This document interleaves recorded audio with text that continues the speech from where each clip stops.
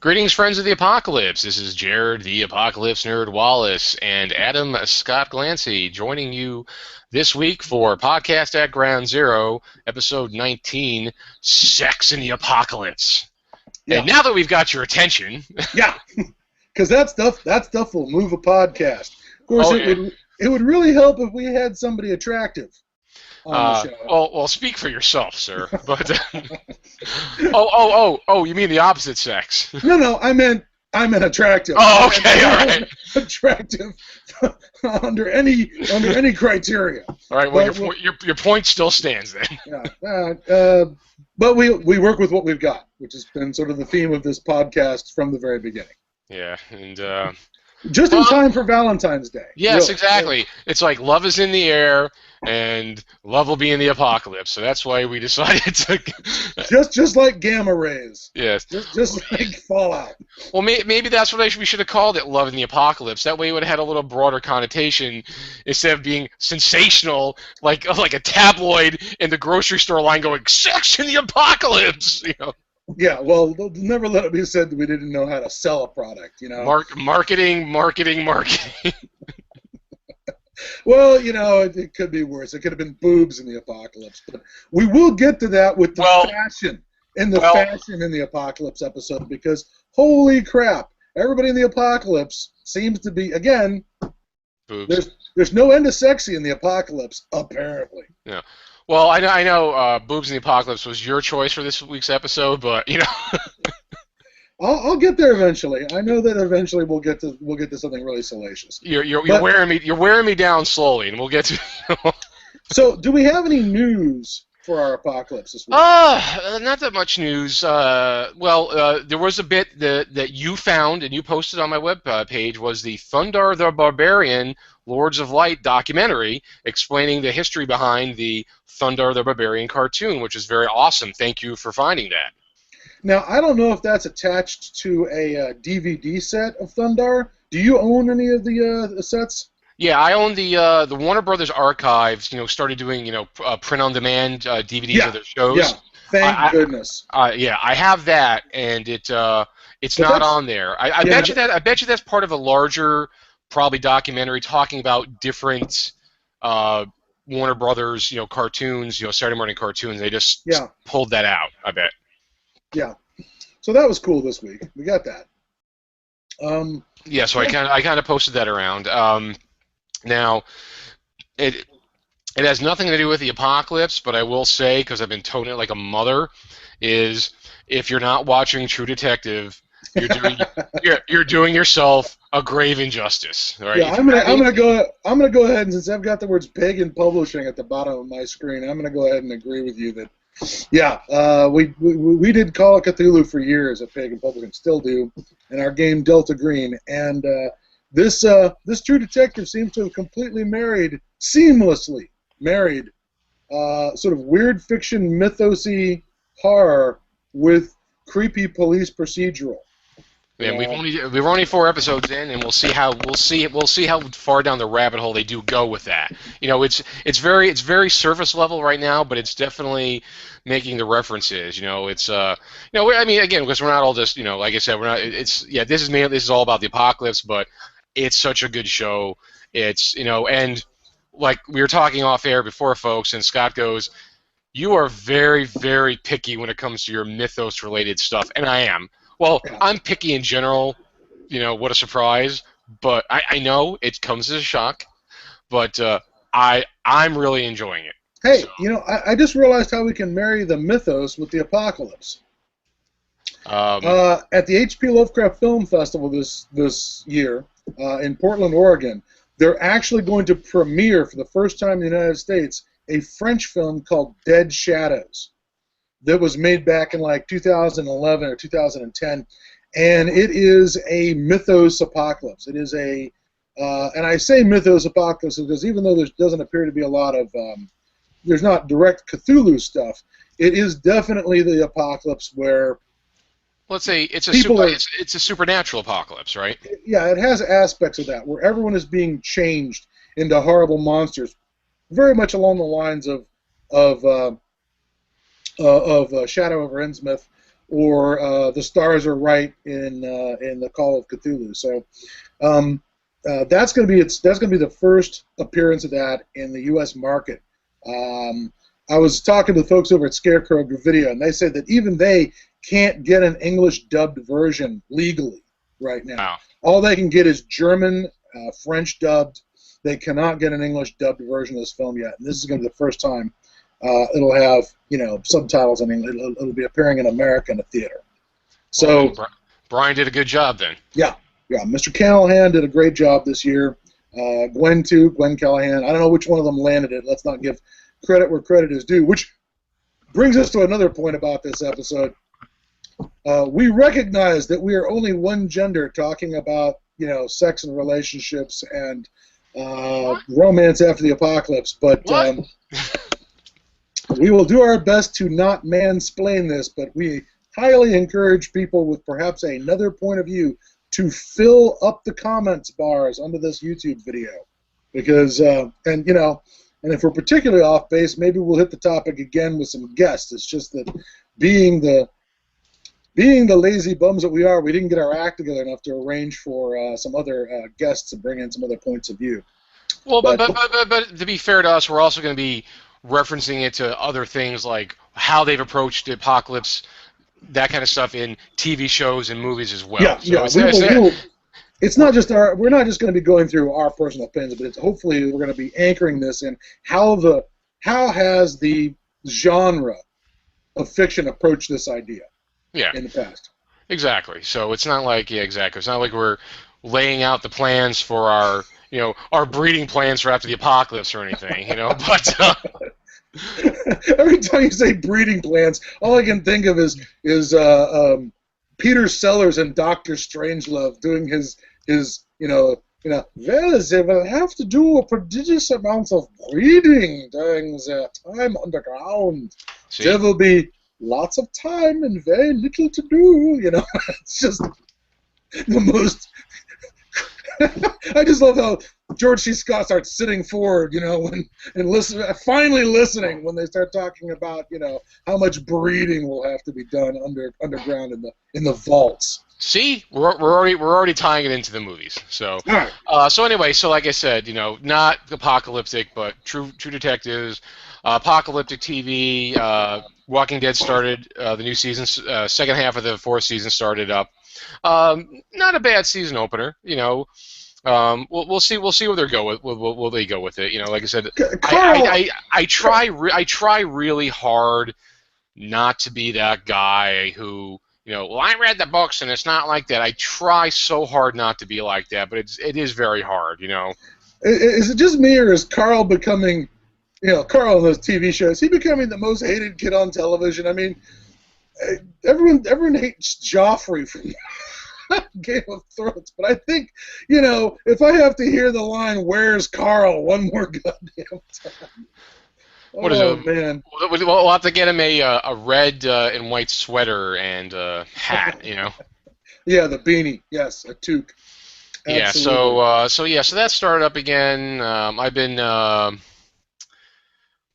caught up with Helix. I'm still watching that. The one with the Arctic base and the virus and the rage. Rage zombies. It's okay. It's micro apocalypse. Because they're trapped. There's the disease. There's vectors as they call them there. So it's micro apocalypse. There's another thing I would like to point out. Every time we say Helix, it reminds me of H+. Did I ever tell you about H+?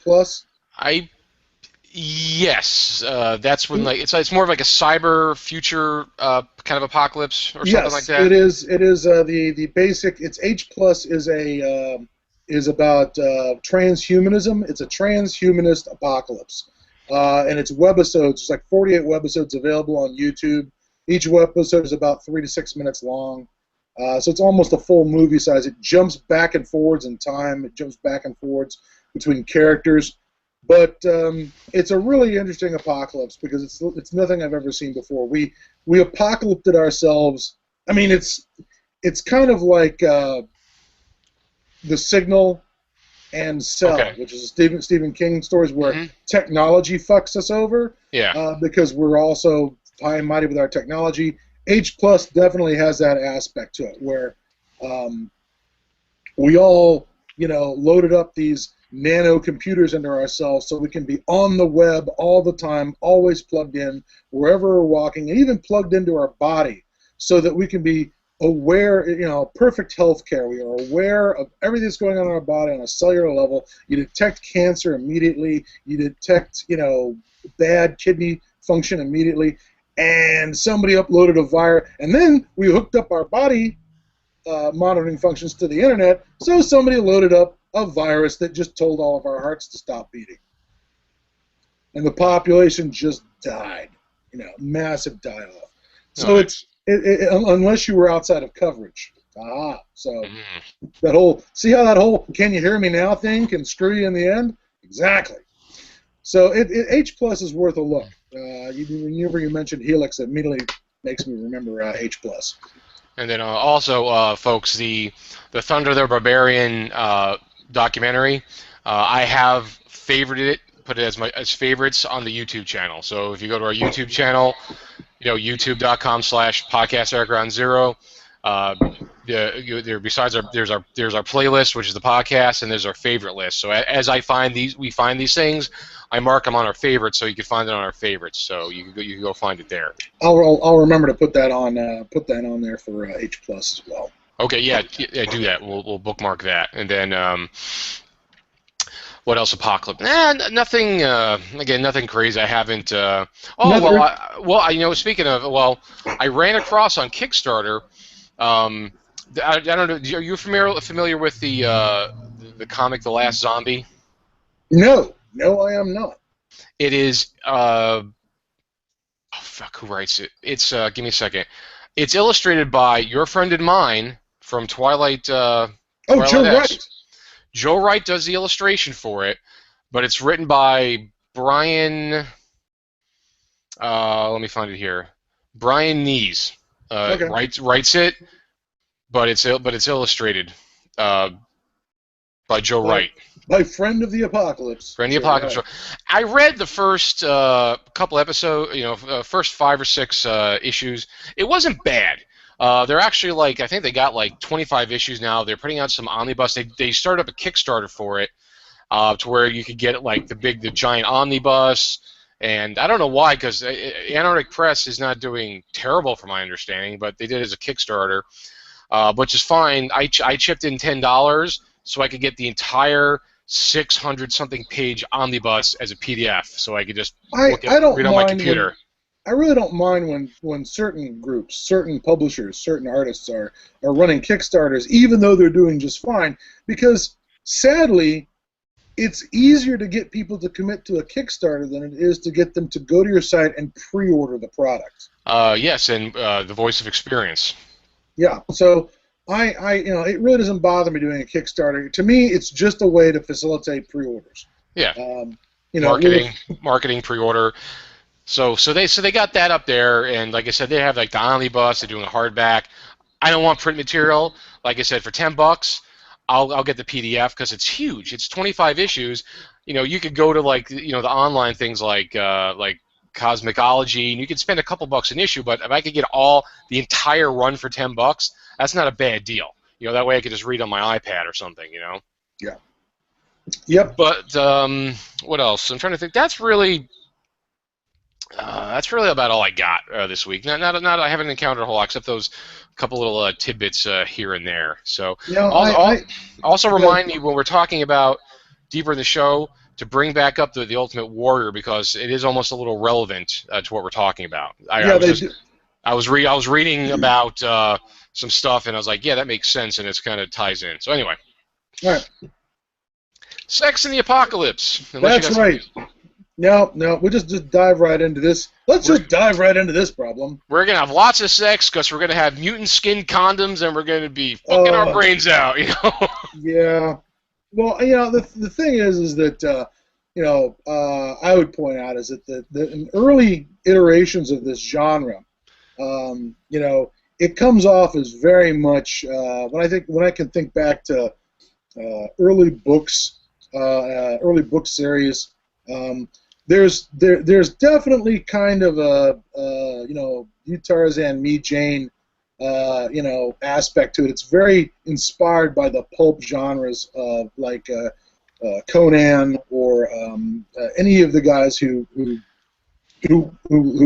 made that. The genre was built for a male audience. Yeah. Originally, and so the result is there's a lot of girls clinging to guys, whilst guys gun down fleshy-headed mutants with huge guns in the beginning of the genre. Huge guns, but I was thinking of something more phallic, but okay. All right. because I could think back to I was like, you don't see a whole lot of sex in post-apocalyptic novels unless you read the Deathland series. Oh my God!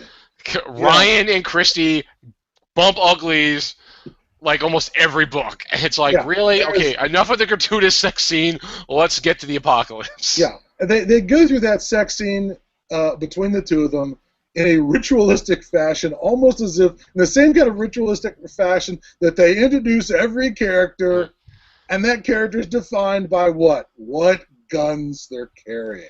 Oh yeah, and or the same ritual that J.B. Dix goes through, the way he meticulously cleans his guns, and how Ryan meticulously cleans out Christie's gun. It was absolutely just a formula, And the other formula, of course, in the post-apocalypse that is carried through in most post-apocalyptic fiction is usually our first dose of sex. In post-apocalypse is rape. Rape, yes.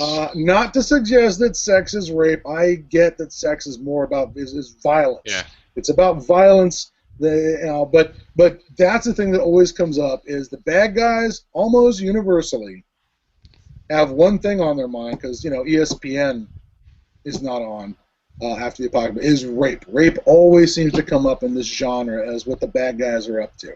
Yes, and again, folks, we know. It's not the same thing, but a lot of times it's depicted that way. It's like, well, the bad guys just want to get their rocks off, so they're going to rape, So in the bad guys' minds, they're just having sex. But as we know, it's not. It's violence. It's this. It's a touchy subject. We know that. Yeah, but we get that it's being used for entertainment in some of these novels, like the Deathlands, like the Survivalist. We get that that's a little we're all more sophisticated than they were back in the 80s. Yeah, not that long ago, but really and we understand it, and we're not justifying any of that. We're just trying to clear the air with that kind of stuff. We're just talking about what's out there. Okay, that's it. So the first thing that always comes bring up, on the hate mail. But the first thing that always comes up in post-apocalyptic sex is there's always the villainous rape. That's always the first thing that comes up. But once you get past what the bad guys are up to, then there's what the good guys are up to, what your protagonists are up to, and certainly there's a lot of what I've noticed in a lot of things. There's a lot of breaking of, in my opinion, there's a lot of breaking of taboos, like the idea that our two characters in the Omega Man. Yeah. You've got Rosalind Cash, I think it is, who's the black actress. Is that Rosalind Cash? And Chuck Heston, and he's playing the ex-army scientist, and she's kind of like some badass, like Cleopatra Jones or something, and here are two figures who are going to get together. Could not possibly get together before the apocalypse because it was like 1972, and no, what? Black and white, so they kind of break convention there by having that interracial kind of thing. Because again, back then that was a huge deal, And so the idea that sometimes you get situations where our characters break their taboos. You know what I think of? I think of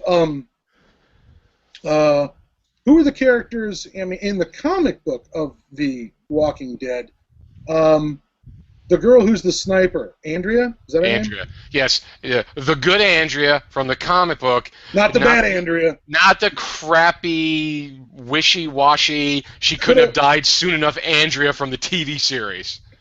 Coulda, woulda, shoulda killed the governor. But had every fracking opportunity and didn't do it. she and what's his name? Is it Glenn or not the Glenn? Glenn's the Asian kid. Who's the guy who she got together with? Who's Dale, the older originally. Guy? Yeah, Dale. She and Dale are an item, which is this huge, summer-winter romance that happens, that's permitted because, all the conventions are over with, so they can, they can get together with whom they want. I guess Glenn and what's her name also count because they're a mixed race couple. Yes. Which may not have been permissible down in Georgia even in 2014. Nope. But nowadays, they're just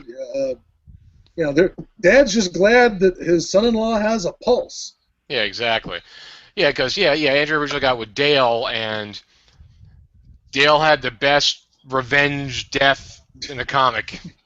No spoilers on that. People. Yeah, no, that's all. That is all I'm saying about that. I know, even though yes, we love spoilers, but that's one we're saving for you. Yeah, you gotta read the comic for that one. It wasn't the lame ass death that he had in the frickin' TV show. Oh yeah, he goes out like a man on that. Oh, he goes out laughing. Okay. Yeah. That's all we're gonna say. Yeah. So. So there's a lot of you said a lot of those are broken down, but there's a lot of other things that come along with it too, because you figure after the apocalypse, you're gonna have that people might be just fucking like rabbits and like real because like, oh, it's the end of the world, what are we gonna do? But then once things start to settle down, then you're gonna have to look at things a little bit differently, and we have several examples of like immediately after. Depending on what the apocalypse is, like Day of the Triffids, the British miniseries, and the Survivors, the British miniseries, we've talked about both of them. Terry Nation in '75 with Survivors is there's a lot less population, and you get certain government organizations are like, well, we got to repopulate, so they institute these breeding programs. Incentive. It's trying to incentivize bringing back the population. And they really kind of.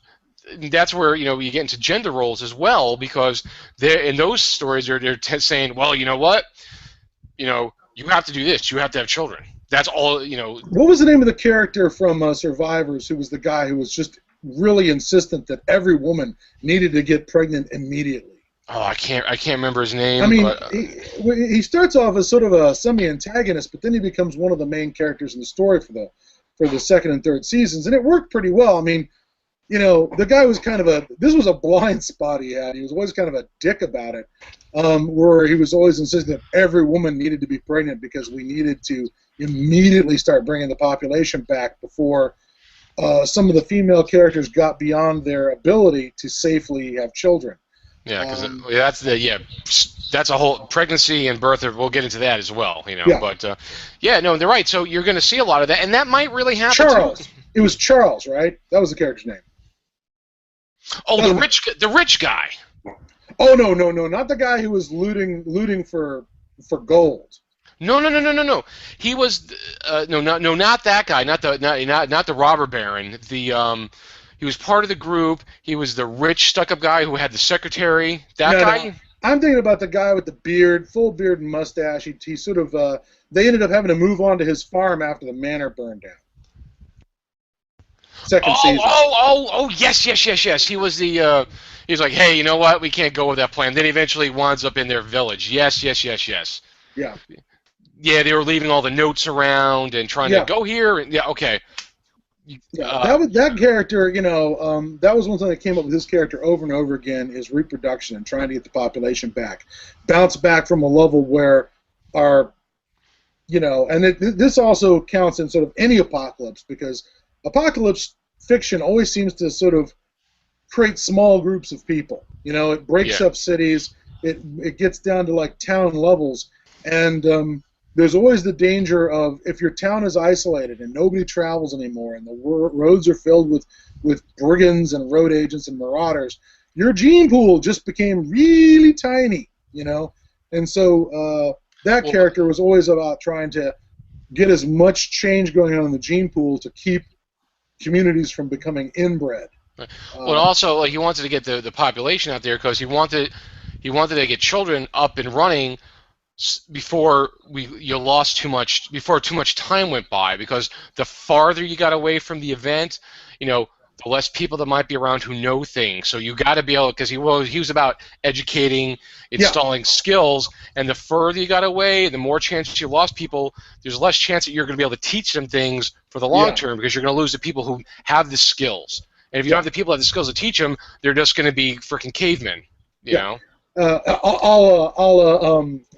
Our 2 generations in cave, our 1 generation in cave woman in Threads, because she gets no education, she gets Oh no, yeah, yeah. Well, yeah. They kind of escalated that as well too. but But you make up the point with mixing up the gene pool because you don't want to get stagnant, which happened in medieval times. Mixing up the breeding because that yeah. Besides the breeding just to get more population, and then breeding to mix the populations, survivors, and two big movies by one well-known actor, yeah, Kevin Costner, Waterworld, and The Postman. yeah, That that that comes they, up. they both bring that up with their communities. And I would like to point that since Kevin Costner is the director producer on both those movies and the star, I would like to point out that it's a little more than a coincidence that both times he's though he's the guy approached by the villagers saying, "Hey, we'd like to borrow a cup of genetic heritage from you." Yeah, Clearly this is. I think he's telling us more about his peccadillos than he might. He might really be comfortable. He may not realize he just showed us a little too much of his, too many of his cards on that one. it's like, sir, can we borrow a cup of? Yeah, genetic destiny, a cup of genetic destiny. But yeah, both those films had that point that was brought up. I wait a minute, didn't that happen in Ultimate Warrior too? Wasn't that a point in Ultimate Warrior? Well, it was more about the seed. So, because like with Ultimate, okay, to talk about Ultimate War, I was just reading a review on that, and they were talking about. Let me look it up here. Um,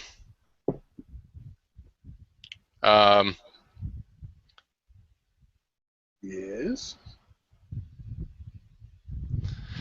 blah, blah. This is riveting stuff. I'm sorry, I'm reading here.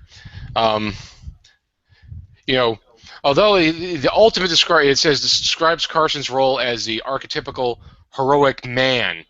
He cares for and protects the maternal figure, Matilda, Melinda, the pregnant woman, Yeah. had the seeds, the actual agricultural seeds. He prefigures his role with a homesteader / provider. He delivers a baby. He's even willing to sacrifice to ensure the microfamily would be safe from evil. Okay, he battles the baddies. All this to protect the microfamily. This is the ultra manhood, not mere machoism, and that's true. It's more about him just being macho. It's about him, about family, about keeping them safe. He delivered the baby, so it's right. He's not macho. It's manhood. So that kind of ties into that too. Because again, the apocalypse, breeding, and also the seeds, that kind of is some kind of metaphor. It's like the seeds, the plant, to get the seeds safe somewhere so they could plant and grow and raise them. So there's a little dual meaning going on there in Ultimate Warrior. I would also go ahead and point out that because we're getting close into sort of issues of gender roles because of childbirth. Childbirth is one of those things, and reproduction is one of those things that it's sort of a.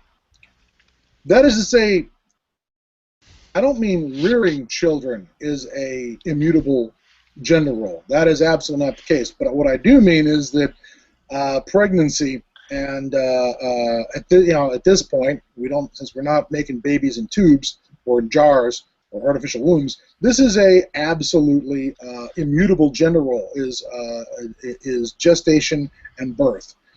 So that becomes kind of a gender role that's hard to get around in a post-apocalyptic Oh yeah, setting. well, there's no way around it. It has that it's nature. It's the way it has. It has to be that way. And the thing is, after the apocalypse, you know, pregnancy and birth, it's two separate things. Become two separate events. Become a lot more risky and a lot more dangerous initially, unless you have doctors. Now, mind you, without modern medicine, we've been having babies and populating for tens of thousands of years. Okay, but that being said, it's only in the last 100 years, 150 years, we've got to the point where it's now because we've become dependent upon technology. We've become dependent on modern day society to have babies and have We, pregnancies. Not to say we we, can't, but we wouldn't have the population we have today if it wasn't for the advances in, okay, yes, there's the food revolution, there's the yeah, agriculture revolution, great. Now we can feed as many babies as we can make, yep, but we can make more babies successfully now with prenatal care and postnatal care and, oh my God, immunization and vaccination and all that stuff. I mean, post-apocalypse, we're going to get a big old, all that rickets and rubella and polio is going to come back, and your child mortality is going to go boom. oh yeah, through the roof. Yeah, you're probably gonna, what was it back in the 1800s? Probably what you lost, like maybe 1 in 4 or 5. I don't know. I'm just ballparking numbers here, but it was a notable number. You know, It's pretty horrific how many people are losing kids before the age of 2, in the 19th century. and that's all. It's all going to come back with a vengeance because Yeah. you've lost modern medicine. Maybe it'll be isolated pockets of people who maybe have a nurse or that, or maybe if you're lucky, you have a midwife. Because they don't really need midwives. They have that training to not need a modern hospital to give birth to a baby. So they have that older knowledge, so that's eventually going to have to come back again. But unless you got one, it's going to be a long, hard road to learn. Yeah. Yeah. Heaven forbid you're in the middle of giving birth and you see a foot Yeah. first. Oh my God, that kills. I mean, that's fatal shit. Mm-hmm. And which brings up another point, which is, in a community, a small, isolated, post-apocalyptic community, there could be people with skill sets so valuable that the community would actually attempt to prevent them from being pregnant. A female doctor, a female engineer, those people could actually characters. Well, because we're talking so much fiction, I know, yeah. Yeah. But that kind of, there could be a person who has such a valuable skill that the community is terrified of losing, that they do not want them to take the risk of pregnancy, particularly a doctor. Oh yeah. Yeah. Because in a post-apocalyptic setting, the odds are pretty good that if somebody's pregnant, there's going to be complications.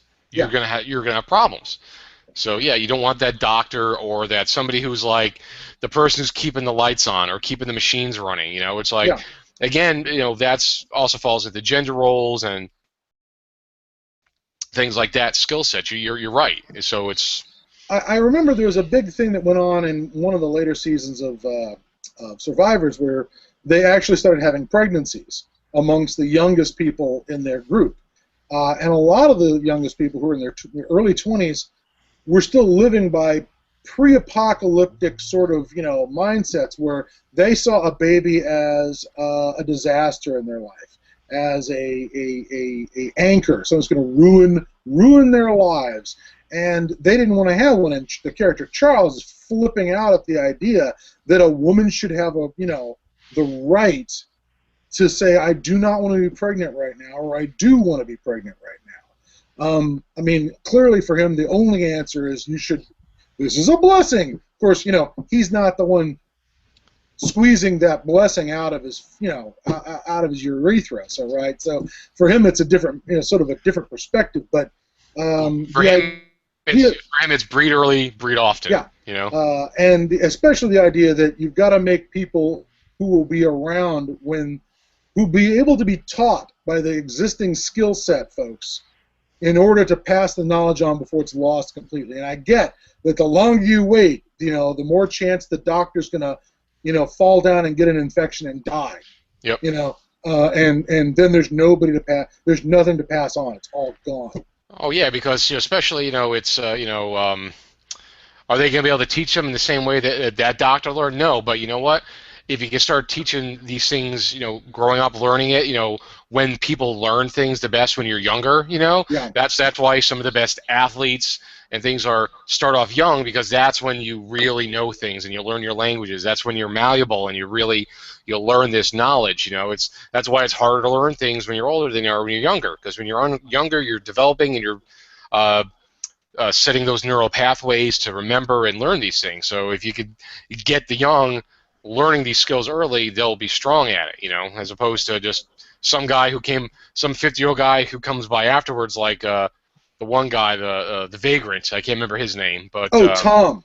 The Tom, he ain't gonna learn nothing. He's just gonna. Oh my God, yeah. Oh my God, I got to give them credit on Survivor for that. That character never redeemed himself. No. Ever. Nothing he did ever redeemed himself. He was just a waste from the word go, and he did not transcend his waste of space. And he did what we talked about at the very beginning of the apocalypse. Yeah. And more on top of that, and framed somebody, and eventually confessed after they did what they had to do. Yeah, that was one of the most horrible episodes. Oh my God, that was terrible. And then what's his name? Greg. Greg. Oh, he just wanted to kill him. Yeah, he just wanted to kill him. And I love that after they've committed the injustice on the episode, they can't tell anyone that they've committed an injustice, because that'll undermine the entire community's decision-making process. They'll never be able to make another decision again. They'll never be able to work together as a group again, because they came to a group consensus and it was tragically wrong. So so they decide to cover up the crime.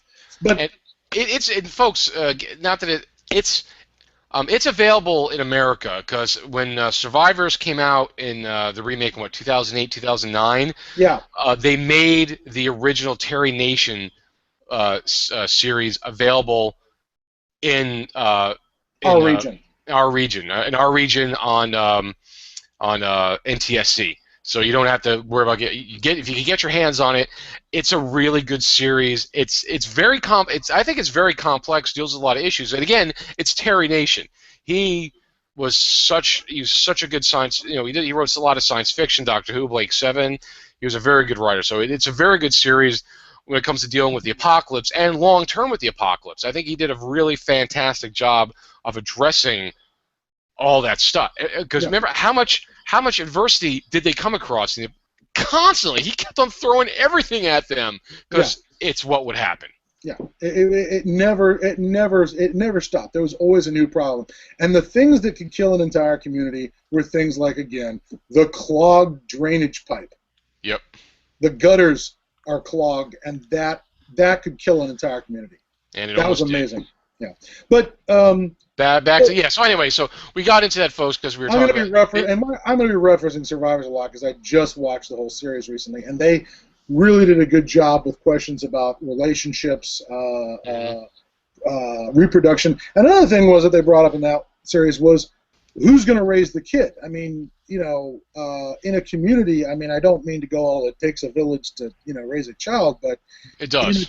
In a community like that, you're going to have, maybe mom is fit and in good health. She has the baby. We're lucky enough for her to be able to breastfeed and get all those great, antibodies into the kid, to help immunize him. But she's going to have to get up and go do whatever it is that keeps that community going. Work in the fields, repair a building, maintenance a machine, guard the walls, whatever it is her job is, which means she can't spend 24/7 with the child, which means there's going to have to be other people in the community daycare. Perhaps who are not. Yeah, there's going to have to be kind of a daycare, particularly by the oldest people in the village, the oldest people who can't, move. Farm the field, build the walls, things that they're not capable. People. Well, like the one guy in the wheelchair, he taught the children and he helped take care of the children that were there because he couldn't do a lot of the other stuff that they need him to do, but he filled that role, so everybody was freed up to do those other Yeah, things. exactly. So the idea that the roles of the family is going to be changed massively. The group may have a lot more to do with raising the first generations if there's been a big particular population die-off. And I guess, is that key to any apocalypse, Jared, that most apocalypses must involve a massive population drop? They tend to. I mean, because you figure, what are our apocalypses? In general, there's definitely a lot of death. Whether it's viral, nuclear, environmental, supernatural, space debris.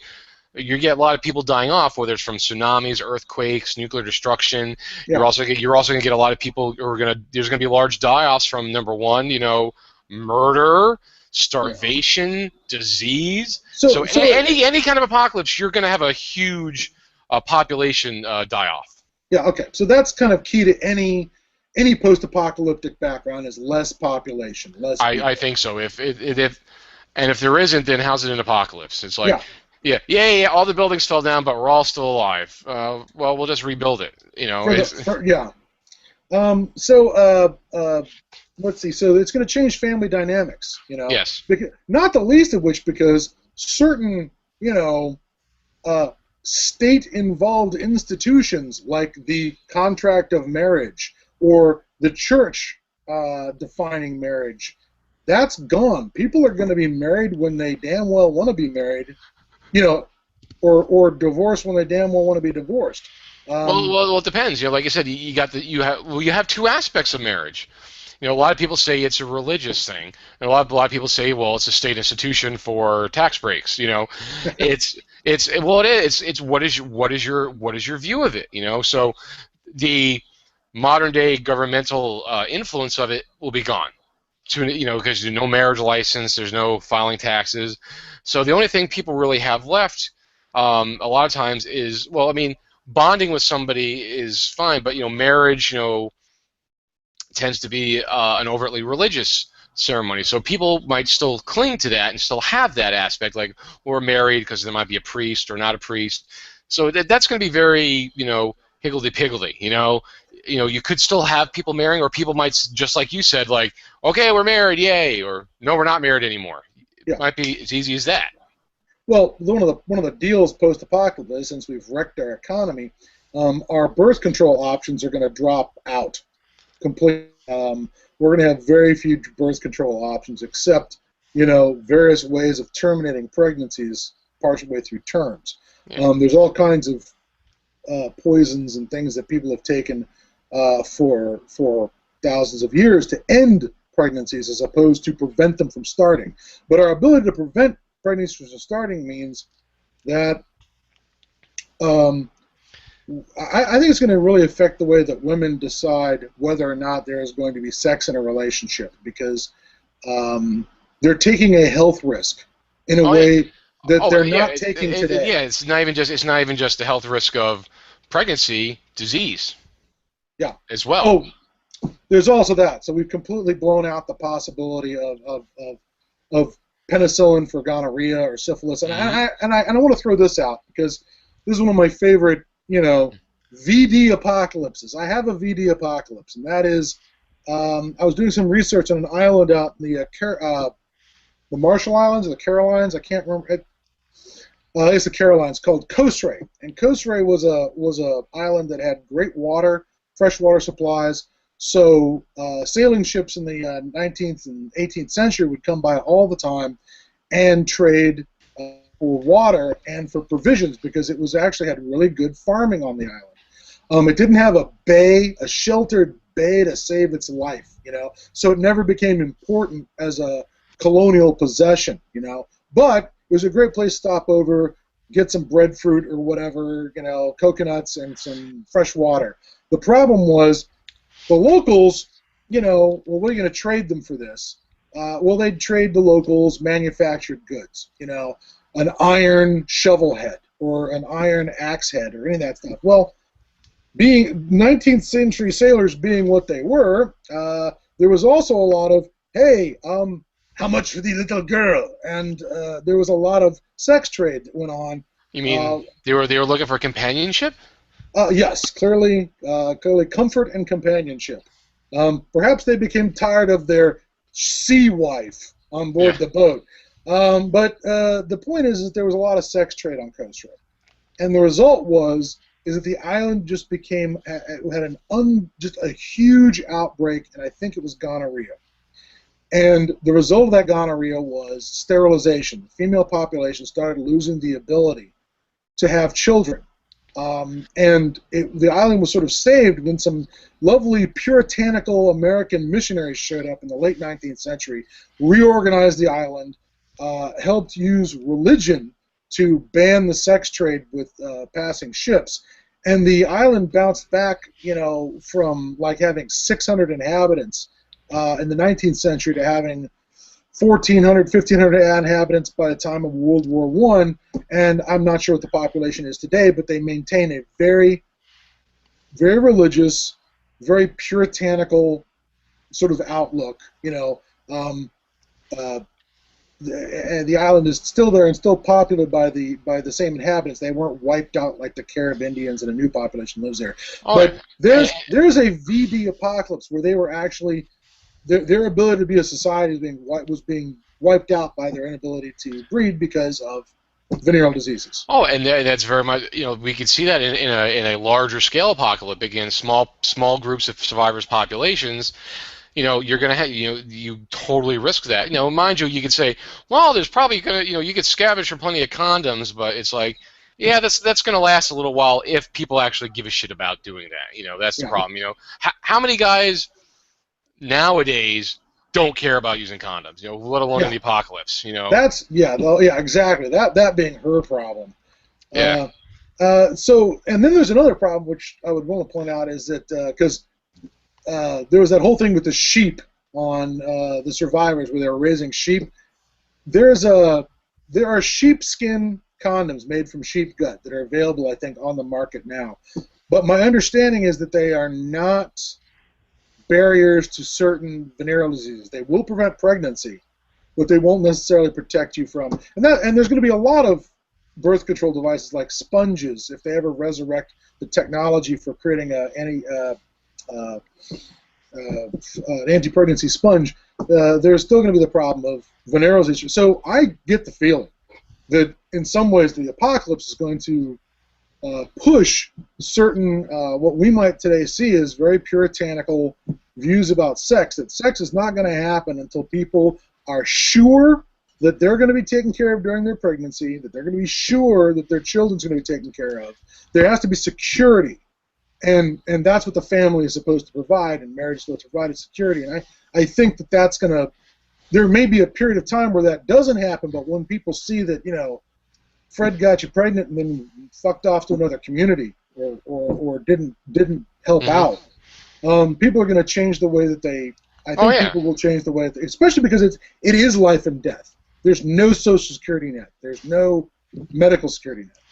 Yeah, and also, this mere worry of, it's like, well, even from the guy's point of view, it's like, well, if I have sex with this woman, is my ding dong going to fall off? Because it works both ways. It's like, the woman has the risk of the pregnancy and the disease, whereas the guy just has the risk of disease, but he still has risk of disease as well.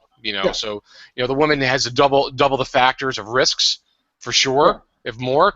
But the males have risks as well, because they could be a marauding bag of scumbags and ravage the village, but then it's like they walk back like, hey, what's wrong down there? Because you're gonna have that.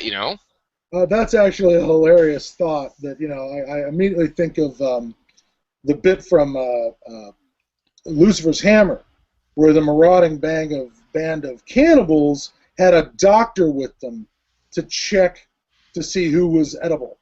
Yeah. And suddenly I have this image of the marauding band of horrible checking. Yeah. That there's a they're going to check and see whether or not Well, sure, that only comes up if they survived the first time they didn't do that. Exactly. Or, not to go there, but if they don't have the doctor, say they make sure that's like, well, we know these men and women are riddled with venereal diseases. Let's make sure that they have them That way they'll get something and maybe that'll kill them off, and then we have to deal with them I've, later. I've, I've always been It's thinking kind that, of a form. It's almost like a form of defense, um, right?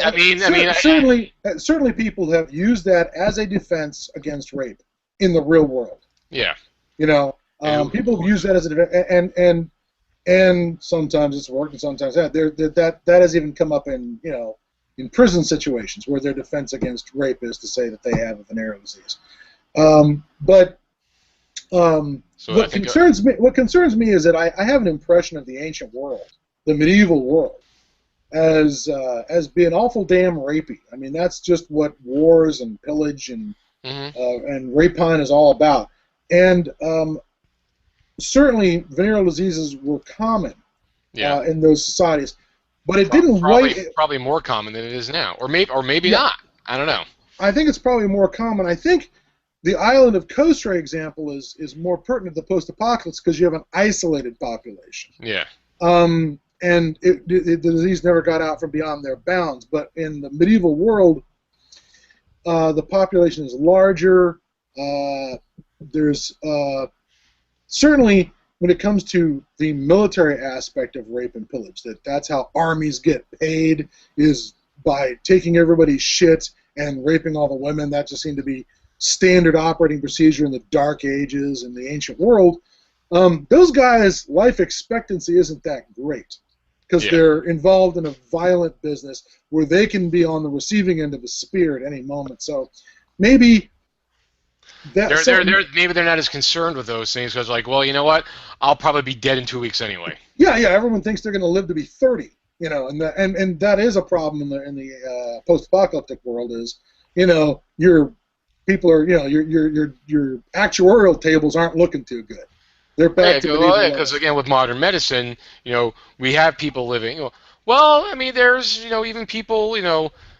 Generally, it seems to be a lot of from the Pacific Rim. People living into 90s and 100s.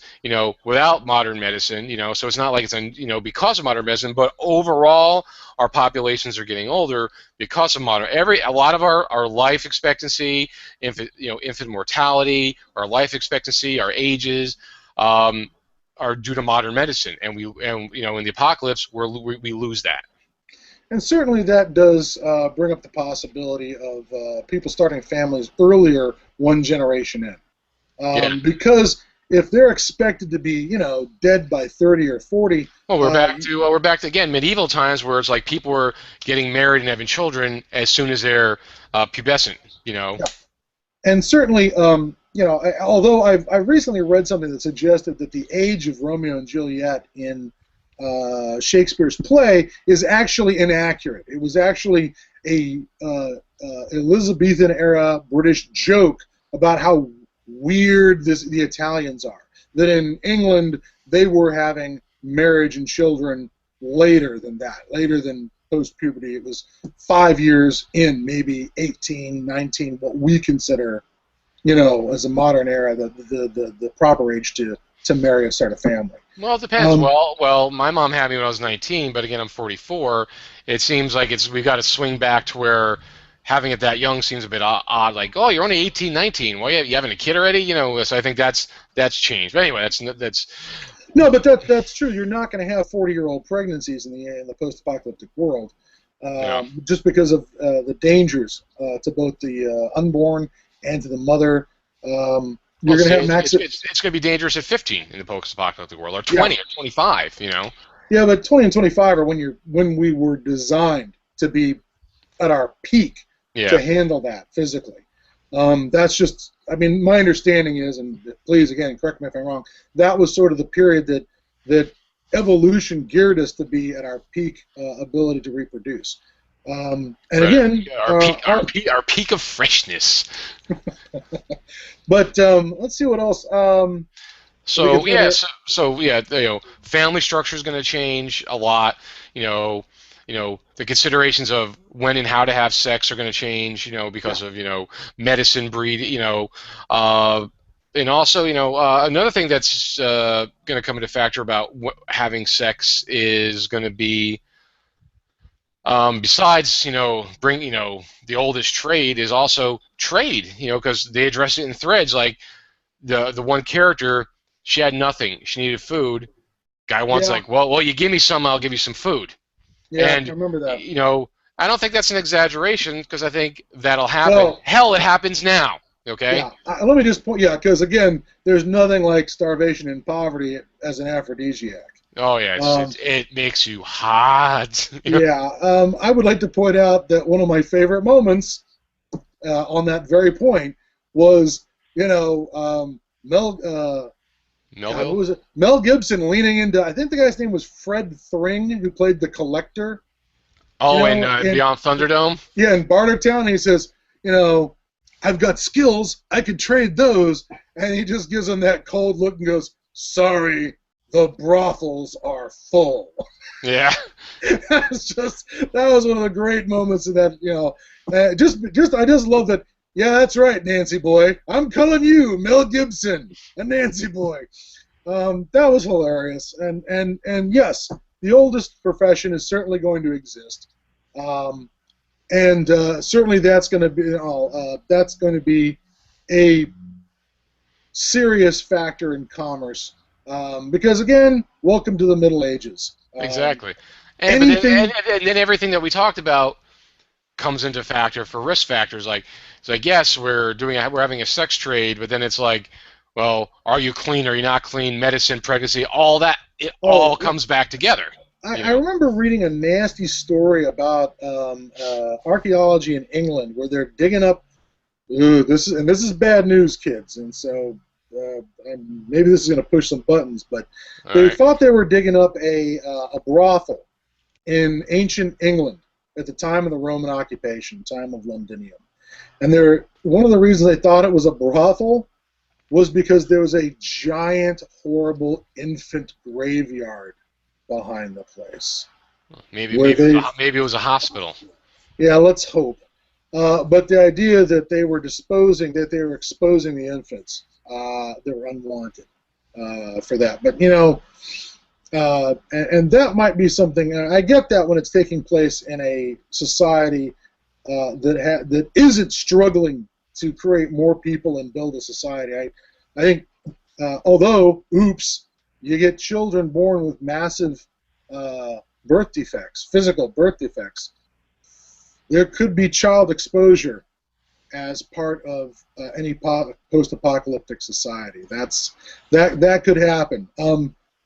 Well, until society reestablishes itself, like I said, 500 years ago in the Middle Ages, yeah, you had a lot of these risk factors too, but they were established societies, growing societies, and they had the means to deal with these things. They had their midwives. They knew about all these things. Yeah, Whereas, like we said, The Middle Ages is actually better off insofar as they've got more people and more structures in place to deal with these problems. yeah. Whereas, the post-apocalyptic, you don't because everything's just collapsed. So, Yeah, so let's see, what else have we covered? Anything else? Uh,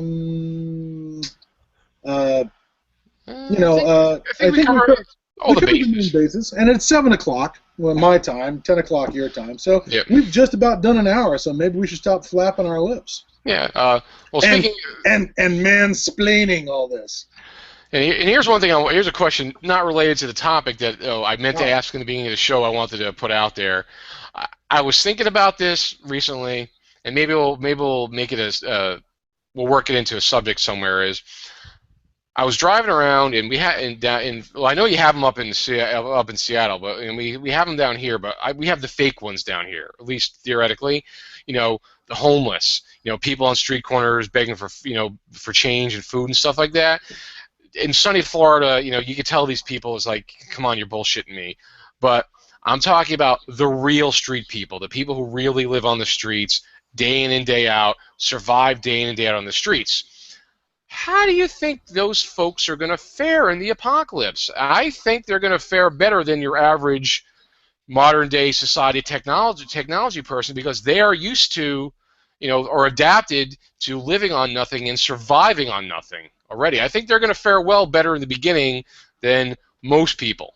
their biggest hurdles for them are going to be the scarcity. And I do not say that. I'm not saying that every homeless person who is homeless day to day, and I know what you mean about what I call the fake homeless. I've run into scam artists, and I've run into kids who are like treating being homeless like a hiking trip.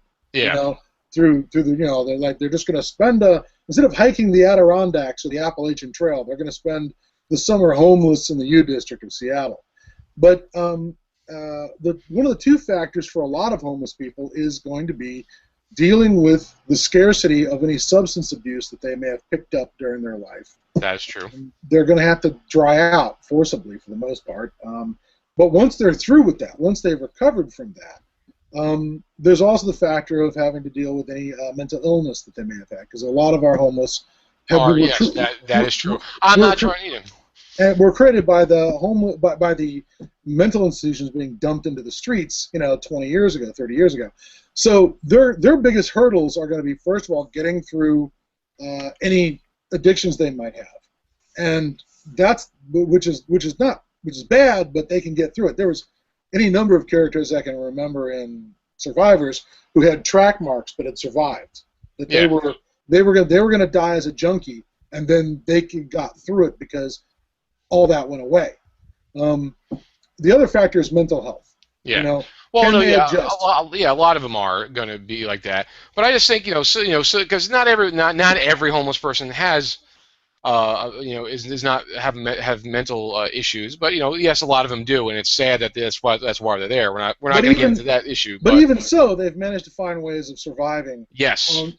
Through scarcity in a scarce environment. I think some of those folks are going to do a lot better than some of these, the wackadoos fucking stocking up their basements with jarred peaches and ammunition. Yeah. I think they might do better in the long term, because these people are relying on their stocks, their ammo, this or that, and once that runs out, what are they going to fucking do? Anyway, that is a whole subject we could talk about another time. But I just wanted to bring that up. It was something that I was thinking about. And I wanted to throw that out there. So, all right, folks. So, it really wasn't necessarily about sex in the apocalypse. It was more about, everything involved with it, because sex is just more than that. When we're talking about family, health, physical health, things like that. But, a lot of it deals with the whole sex anyway. So gender roles, which leads into politics, and how you organize your society based on those that politics. Yeah, it's not just a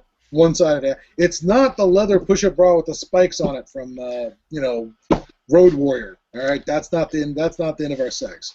It's not, but we're gonna get to the leather push-up bra with the spikes when we do fashion. Yes, we're gonna have to do fashion in the apocalypse, or maybe we'll tie it into something else. So that's sex in the apocalypse, folks. It's a very complex issue, and it creates a lot of issues. So that's going to be all for this week, folks. And what are we going to do next show? I don't know. Again, haven't thought about it. Maybe we'll do fashion. I don't know. Or maybe we'll do... We keep threatening to. We keep on threatening fashion. I also want to kind of talk about potentially, the so-called reality apocalypse shows, like... Oh, yeah. The Colony and Doomsday Preppers and Life After People. So I want to talk about those too, maybe. I certainly got The Colony is now available for me to watch on Netflix, so I can go take a look at that and catch up. Yeah, I've seen the whole first season. I started watching the second season. They do a different scenario, So I'm kind of interested in maybe those shows. Maybe we'll do that, folks. Again, we don't know yet. When I figure it out, we will. And also. By the time we do the next show, we will, because I believe actually next week will be 1 year that we launched the show. Oh dear. Yeah, I think we launched the first show I think it was like the 18th of February was the first show last year. So we've been doing this for a year, folks, and we managed to get 19 episodes in. I think that's pretty good, Yeah, that's not too bad, I suppose, except that it's a little less than once every 2 weeks. Yeah, well, we've been consistent. We had some time. The holidays got busy, but we've been steaming along pretty consistently every 2 weeks, and I want to keep driving that now. So we're gonna try to keep up that pace, because as I said, something else, Jared. I do want to go back and hit some books. Oh yeah, We, yeah. We we, have so much, you know. we have a library of post-apocalyptic novels that really need to be cracked open. Oh yeah, between you and me, we got a shit ton of them, you know. Yeah. So So yeah, so we maybe should maybe. also hit the literary. We should hit the literary thing at some point again too. Oh yeah, so we'll have to plan that out because I'm gonna have to because a lot of these books I haven't touched in 25 years, so I'm gonna need to go back and try to at least attempt to reread them or skim them just to kind of refresh my memory on them, you know. Okay. But All right. yeah, So well, yeah. So, folks, we got plenty to talk about. You're never going to hear the end of us. So sadly, don't you worry. We'll be here for a long time. I don't think that's what they're worried about. No, I think that yeah, you know, I think they're hoping that we're going to run out of stuff eventually. But hey, so there you go, folks. That was Sex in the Apocalypse. Again, we'll see in 2 weeks. Again, when I get a better idea what we're going to talk about. We'll post it, and remember, like I said, we talked about the Thundar. I got that on the favorites. Scott will get the H plus, like the main link to that, and I'll get that favorited on the YouTube channel as well, so you can go and check that out as well. So that's it for the Apocalypse this week, folks. As again, thank you always for joining us. We appreciate it, and you know, like I always say, be socially responsible. Follow us on Twitter, Facebook. Tell your friends, tell your family, tell your enemies. You know, spread the word. So there you go.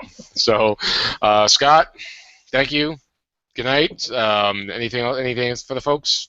Nope. That's all I've got for tonight. You know, just happy Valentine's Day. Yes, happy sex in it from Podcast at Ground Zero. We want to wish you all a very happy Valentine's Day. There. Thank you and good night.